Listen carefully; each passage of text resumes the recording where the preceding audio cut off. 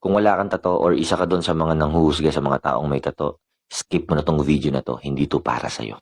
Una sa lahat, bakit ka nagpatato?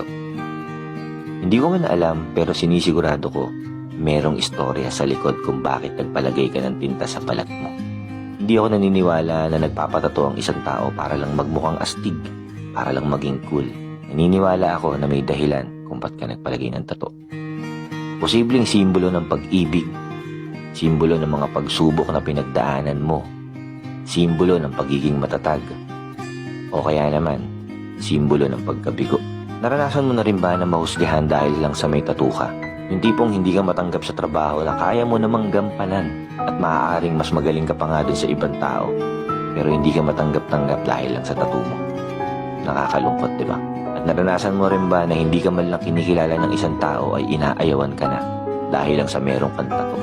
Kesyo masamang tao, ex-convict, addict, hindi gagawa ng mabuti, madumi, madungis, kung ano-ano pang panghusga.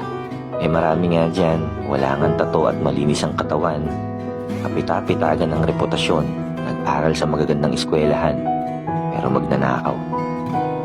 At kung sino pa yung sinasabi nila na mukhang hindi gagawa ng mabuti, sila pa pala yung mas totoong concern sa kapwa nila.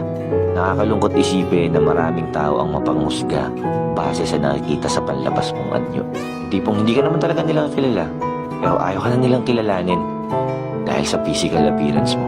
Hindi ko alam kung bakit nila pinapakialaman ng buhay ng may buhay.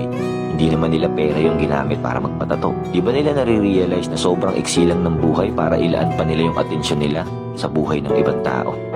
Ang tanong, sinong nagkakasala? Yung mga taong may tato na wala namang ginagawa? O yung mga taong nanguhusga base sa nakikita ng kanilang mga mata?